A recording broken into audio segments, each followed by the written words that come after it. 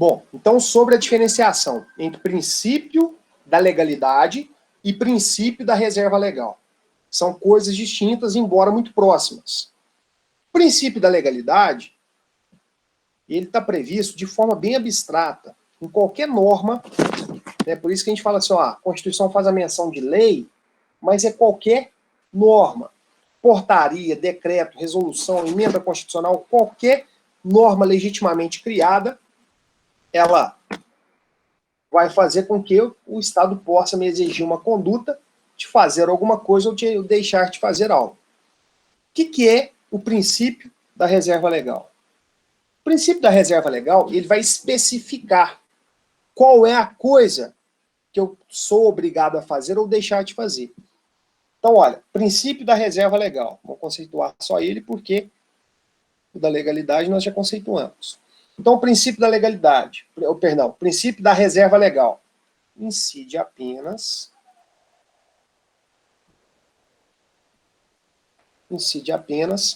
sobre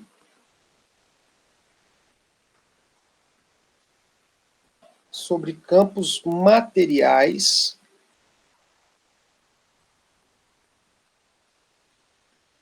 específicos. Incide apenas sobre campos materiais específicos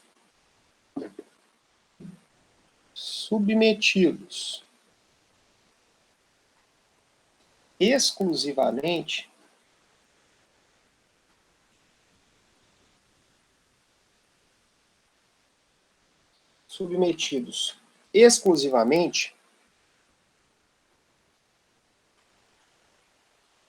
ao tratamento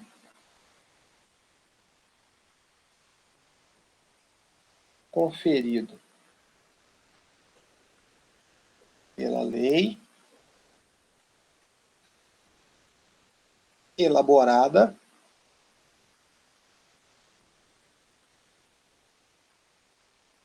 pelo poder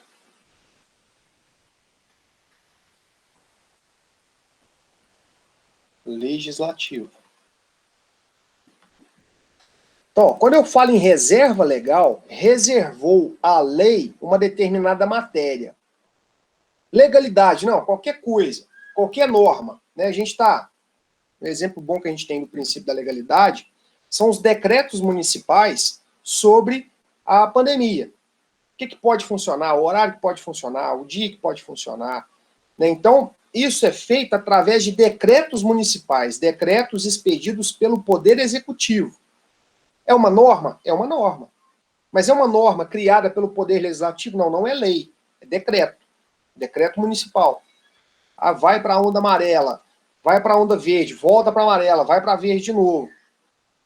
Então isso tudo, né, o que pode funcionar, como que vai funcionar, os horários, tudo em relação a decreto, em razão de decreto. Então a gente tem aí o exemplo de princípio da legalidade. Ó, eu estou proibido de abrir o meu comércio. Por quê? Porque existe uma norma municipal que me obriga, que me proíbe. Né? Para que eu fique proibido, tem que haver essa norma. Tem que existir essa norma. Não pode simplesmente o prefeito falar, não vai abrir. Não vai abrir porque eu não quero que abra. Não. Princípio da legalidade. Eu ficarei proibido de abrir se caso houver uma norma nesse sentido. E a norma, nesse caso, é o decreto. Agora, quando eu falo em reserva legal, o assunto está reservado à lei, né, uma matéria específica só pode ser regulamentada por uma lei. E essa lei, ela tem que ser criada, ela tem que ser elaborada pelo Poder Legislativo. Exemplos. A Constituição tem um monte de exemplos para nós. Artigo 5º, inciso 6. É inviolável a liberdade de consciência e de crença, sendo assegurado o livre exercício dos cultos religiosos e garantida na forma da lei, a proteção aos locais de culto e às suas liturgias. O que a lei vai ter que estabelecer? A lei vai ter que estabelecer a proteção aos locais de culto e às suas liturgias. Tá vendo? Então, olha, nessa hipótese específica, a Constituição tratou de fixar qual a matéria que a lei vai ter que tratar. Então, essa lei vai ter que falar sobre a proteção aos locais de culto e às suas liturgias. Aqui, no inciso 6, a gente tem a presença do princípio da legalidade ou da reserva legal? Da reserva legal. Por quê? Exigiu a criação de uma lei e falou qual será o conteúdo dessa lei. Então, quando a Constituição fala expressamente sobre o conteúdo que a lei tem que ser criada, isso é reserva legal. Reservou a lei tratar sobre a proteção disciplinar, proteção aos locais de culto e às suas liturgias. Ao inciso 7, é assegurada nos termos da lei, essa lei é uma lei que tem que ser criada pelo Poder Legislativo, a prestação de assistência religiosa nas entidades civis e militares de internação coletiva. Qual que é o conteúdo dessa lei? A lei vai ter que assegurar prestação de assistência religiosa nas entidades civis e militares de internação coletiva. Inciso 8. Ninguém será privado de direitos por motivo de crença religiosa ou de convicção filosófica ou política, salvo se as invocar para eximir-se de obrigação legal a todos imposta e recusar-se a cumprir prestação alternativa fixada em lei. O que essa lei vai ter que fazer? Estabelecer prestações alternativas àqueles que não podem cumprir como obrigação a todos imposta por um motivo de crença religiosa, por um motivo de convicção filosófica ou por um motivo de convicção política. Então essa lei vai ter que criar, você não pode fazer o tiro de guerra, você não pode manejar armas de fogo, porque a sua religião não permite. A sua convicção religiosa não permite. Tá, é uma obrigação a todos imposta. Então, a lei vai estabelecer qual será a prestação alternativa. Já que a sua religião não permite manusear arma de fogo, você vai ter que fazer uma outra coisa. Qual outra coisa? Aquela coisa que tiver escrita nessa lei. Então, reserva legal. Reservou para a lei a criação desse assunto específico, a regulamentação desse assunto específico. Patrícia, ótima dica. Ótima dica. Nos termos da lei, conforme disposto em lei, né, na forma da lei, reserva legal. Agora, de falar de forma abstrata, né, ninguém é obrigado a fazer ou deixar de fazer alguma coisa, senão em virtude de lei. Que coisa? Sobre o quê? Quando está muito abstrato, joga no princípio da reserva legal. Né? Não há crime sem lei anterior que o defina, nem pena sem prévia cominação legal. Que crime? Que pena? Isso aí é princípio da reserva legal ou é princípio da legalidade? Não há crime sem lei anterior que o defina. Qual? Qual o crime? Esse crime é contra a saúde, esse crime é contra a vida, é um crime contra a honra. Que crime que é esse? Não sei. Qualquer crime que for criado tem que ser criado com base na lei. Então isso é princípio da legalidade ou é princípio da reserva legal? Falou qual que é o conteúdo desse crime? Falou qual que é a quantidade da pena? Não, não falou. Então se deixou muito abstrato, né, se pode ser qualquer coisa, legalidade. Princípio da legalidade. Agora, quando fala, olha, a lei irá dispor sobre os crimes hediondos. Isso é princípio da legalidade ou é princípio da reserva legal? Tá, uma lei vai criar crimes considerados hediondos. Tá, então o conteúdo já está especificado. Já reservou para a lei falar sobre os crimes hediondos. Aí já é reserva legal. Certo? Então a dica ótima.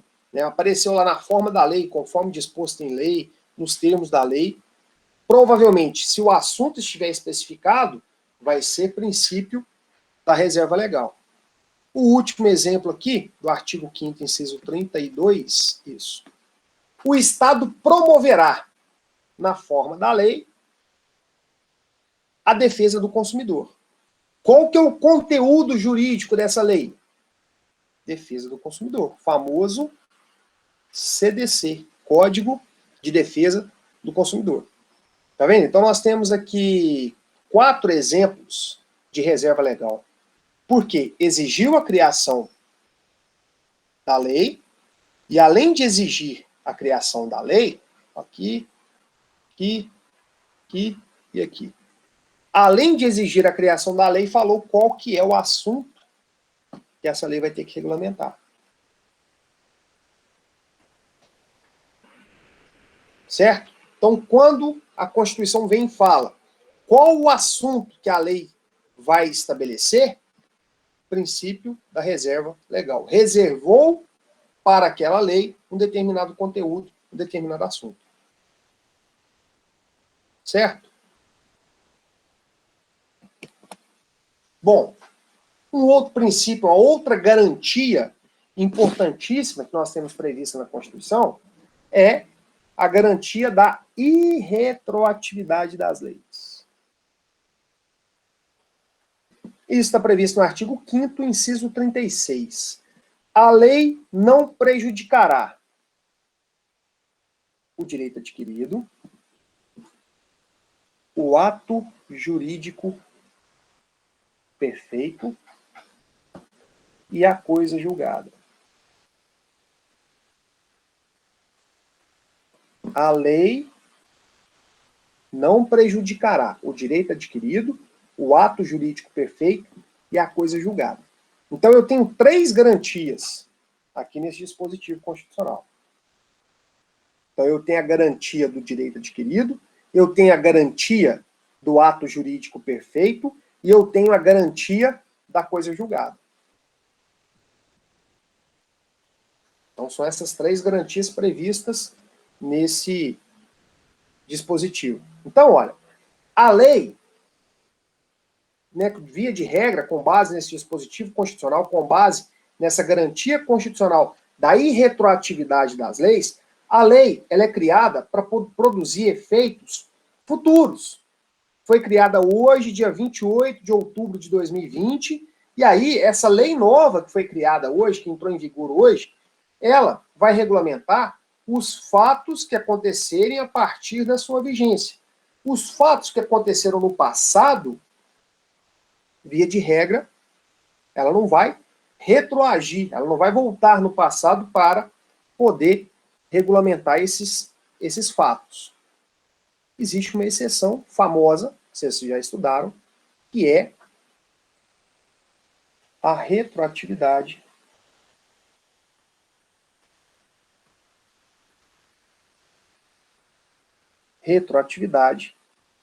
da lei penal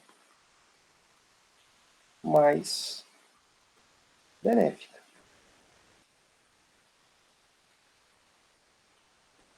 O próprio dispositivo constitucional reforça o princípio da irretroatividade. A lei não retroagirá, salvo se for para beneficiar o réu. Então nós temos uma exceção a essa irretroatividade. Quando a lei for penal, se ela for uma lei mais benéfica, ela pode ser aplicada a fatos que aconteceram no passado. Exemplo, um crime tinha pena, Manuel, é apenas a penal. A tributária também tem algumas hipóteses de norma tributária com alíquotas menores que pode retroagir.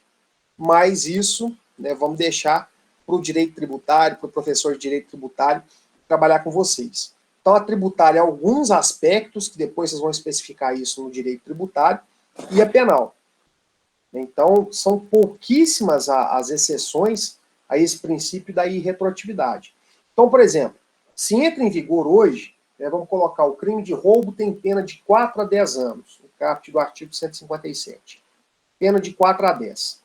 Vamos imaginar que hoje entre em vigor uma lei nova, modificando o Código Penal e passando essa pena, que é de 4 a 10, para 3 anos, de 3 a 8 anos, diminuindo a pena do crime de roubo. Então, o que eu acho que é extremamente impossível, mas para fins de esclarecer aqui a nossa matéria, vamos imaginar isso. Que aí entrou em vigor hoje uma lei nova, modificando o artigo 157 do Código Penal, passando a pena do crime de roubo de 4 a 10 anos para 3 a 8 anos.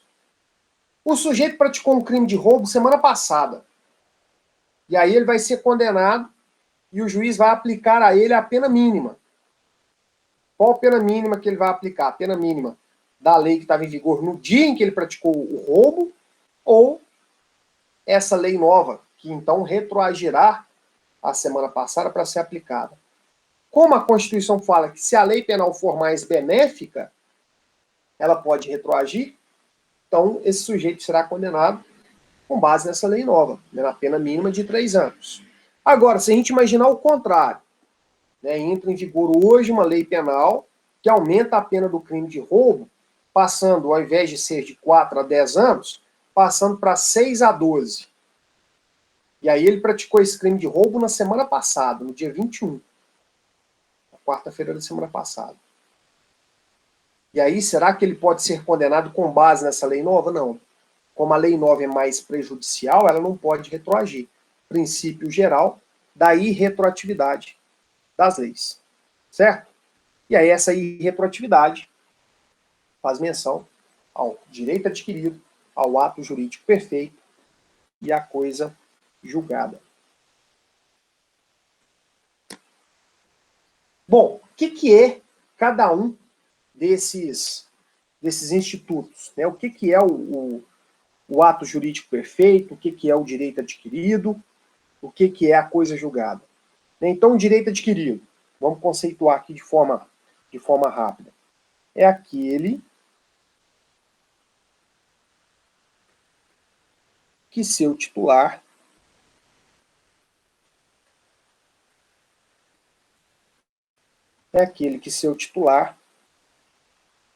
ou alguém por ele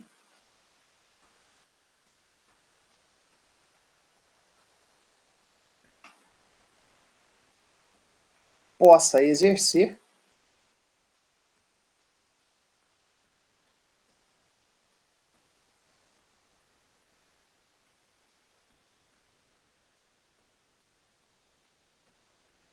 como aqueles cujo começo do exercício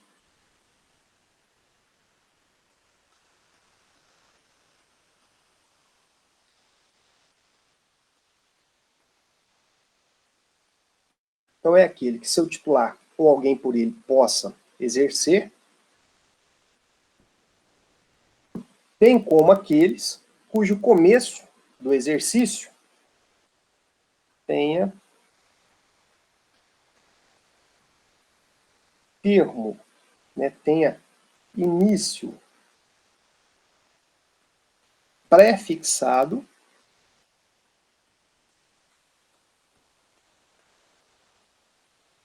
bem como aqueles cujo começo do exercício tenha termo, tenha início pré-fixado ou condição pré-estabelecida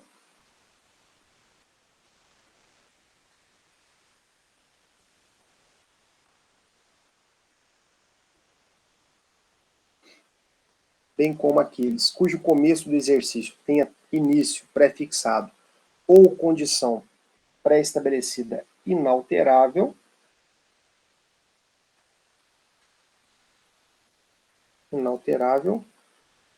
tá? Arbítrio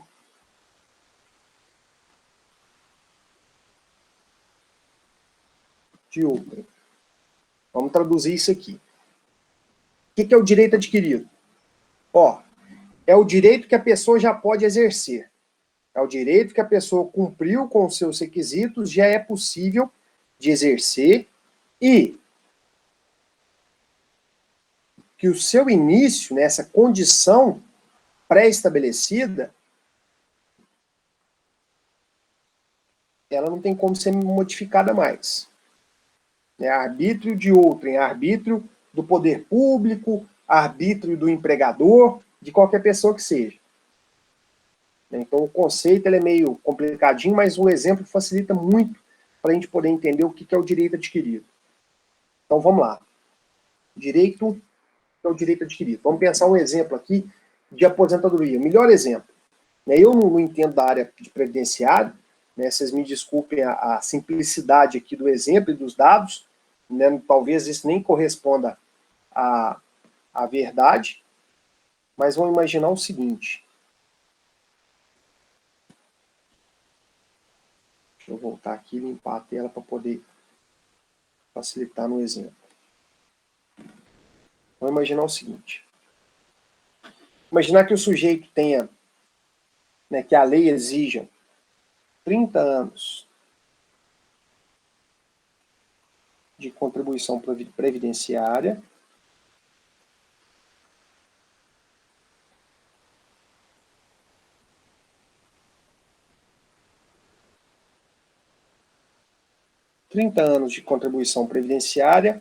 e 65 anos de idade para a pessoa poder aposentar. Gente, não sei se são esses os requisitos. É só um exemplo simples para a gente poder entender o direito adquirido. Aí, vou imaginar o seguinte, que o trabalhador, ele implementou no dia 1º de setembro de 2020, 30 anos de contribuição e 65 anos de idade. Isso aconteceu no dia 1º de setembro de 2020. Quando é no dia 2 de setembro, no dia seguinte ao aniversário dele, é realizada uma mudança na legislação, vem aí a reforma previdenciária, e aí essa reforma previdenciária fala o seguinte, não são só 30 anos de contribuição mais, agora você tem que contribuir com 32 anos, e você só vai aposentar com 67 anos. Essa lei do dia 2 de setembro de 2020, ela vem e altera as regras do jogo. Então, olha, antes a lei exigia 30 anos de contribuição previdenciária e mais 65 anos de idade. 1º de setembro, ele completou 65 anos, completou os 30 anos de contribuição, só que não deu tempo dele ir lá no INSS, dar entrada com a papelada e solicitar a aposentadoria. Não deu tempo. No dia 1º ele estava lá satisfeito, fez uma festinha para comemorar o aniversário dele e tal. E aí, no dia seguinte ao implemento das condições, a legislação é alterada. A legislação é alterada e aí aumenta-se o prazo de contribuição e a idade. Aumentam-se 2 anos. Aí a pergunta é a seguinte, esse sujeito, esse cliente nosso, ele vai ter que trabalhar mais 2 anos, contribuir mais 2 anos e esperar o aniversário de 67 anos para poder aposentar? Não. Por que que não? Porque no dia 1º de setembro, uma vez que ele completou todos os requisitos que a lei exigia no dia 1º de setembro, ele adquiriu o direito à aposentadoria. Então, o que o INSS vai olhar? Nesse dia aqui, ele tinha 65 anos de idade e 30 anos de contribuição? Sim, ele tinha. Então, ainda que ele dê entrada com esse pedido de aposentadoria no dia 28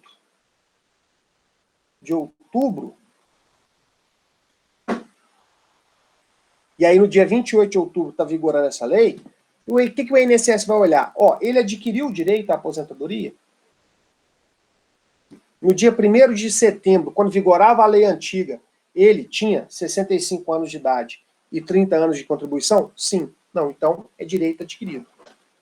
A qualquer momento ele pode dar entrada e solicitar a sua aposentadoria. Agora, se a gente modificar o exemplo, né, falar que ele completaria 30 anos de contribuição e 65 anos de idade, no dia 1º de outubro de 2020, e a lei é alterada no dia 2 de setembro de 2020, portanto, ele não teve direito adquirido à aposentadoria, não. Por isso que essas reformas previdenciárias, essas alterações, perdão, por isso que essas alterações, elas criam regras de pedágio, né, que se comumente chama. O que é isso? Olha, as pessoas que estavam quase implementando o direito à aposentadoria, elas não adquiriram o direito à aposentadoria, portanto, elas vão ter que trabalhar mais um período, só que não vai ser tão drástico assim. Não vai ter que trabalhar 2 anos a mais. Não vai ser tão drástico. Vai trabalhar um período menor, talvez 1 ano, talvez 6 meses, para poder implementar o direito à aposentadoria. Certo?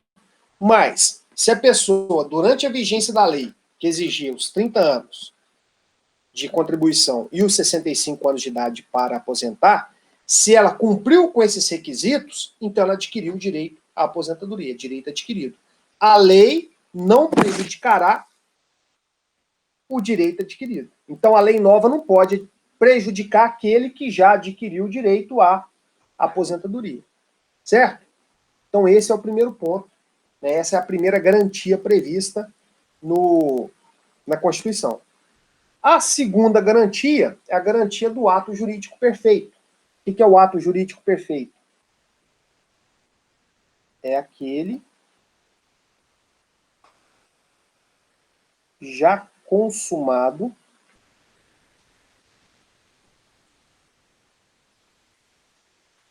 segundo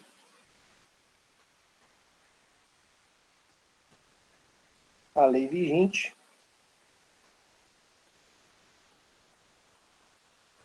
no tempo em que... Então é aquele já consumado segundo a lei vigente no tempo em que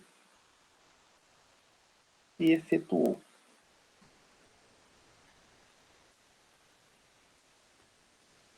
Melhores exemplos que a gente tem aqui são os contratos. São os contratos. Vamos dar um exemplo aqui. Ó. É aquele já consumado segundo a lei vigente no tempo em que se efetuou. Então vamos imaginar que foi celebrado um contrato lá em 2014, estabelecendo que o sujeito pagaria um valor em dólares. Né? Vai pagar ao credor o valor de $1.000 pela prestação de um determinado serviço. E aí, o contrato prevê que os $1.000 serão pagos com base, né, o valor vai ser pago em reais, correspondente a $1.000. E aí esses $1.000 com relação ao dia da cotação do dólar. E aí vamos imaginar, em 2014, vamos imaginar, não faço a menor ideia, mas vamos imaginar que o dólar estivesse a R$3. Então, no dia que se aperfeiçoou o negócio, foi lá, o devedor foi lá e pagou para o credor R$3.000, se o dólar estivesse a R$3 naquele dia. Aí, por mais que a lei se altere posteriormente, por mais que crie-se uma lei nova, ó, não é possível mais a elaboração de contratos no território nacional vinculados à moeda estrangeira. E aí o devedor entra na justiça para desconstituir aquele contrato e fala assim, olha, me devolve os R$3.000 aí, porque na verdade você colocou $1.000, mas com base nessa lei nova, tem que se interpretar como sendo R$1.000, porque não pode vincular o contrato a uma moeda estrangeira. Vai poder exigir esse tipo de ação judicial? Não. Por quê? O fato deles terem celebrado um contrato vinculado a pagamento de uma moeda estrangeira, como isso já se consumou antes dessa lei nova entrar em vigor, é ato jurídico perfeito. Já foi celebrado o contrato, já foi cumprido, já acabou o ato jurídico perfeito. A lei não pode retroagir para prejudicar o ato jurídico perfeito. Certo? E aí, a última garantia, para a gente poder finalizar a aula de hoje, é a garantia da coisa julgada. O que é a garantia da coisa julgada? É a definitividade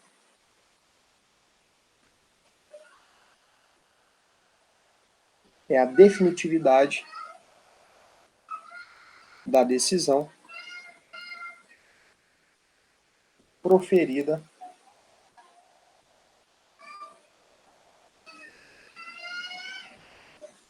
no âmbito de uma ação judicial.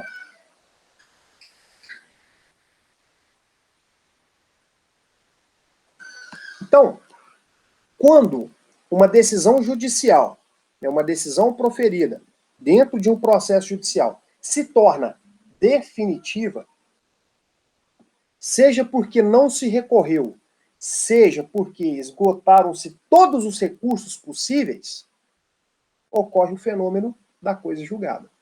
Então a lei nova não tem o condão, não tem o poder de alterar aquilo que ficou decidido definitivamente dentro de um processo judicial.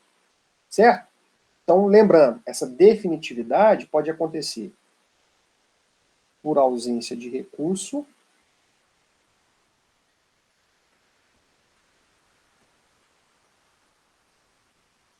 ou por terem se esgotado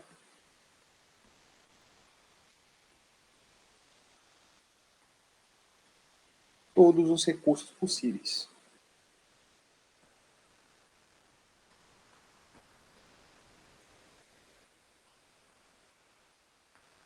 Então, olha, todos esses três institutos, direito adquirido, ato jurídico perfeito e coisa julgada, estão relacionados à segurança jurídica.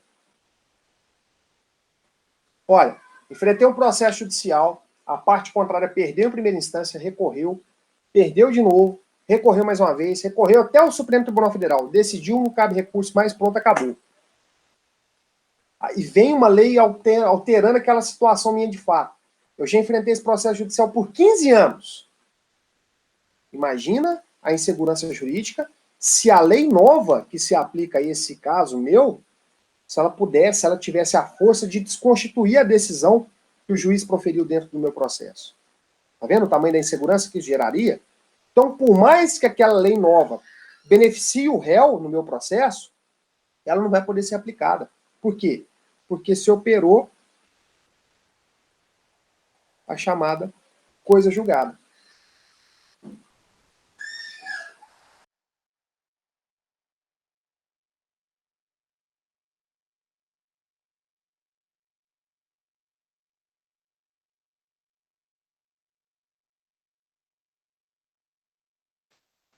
Se operou a chamada coisa julgada.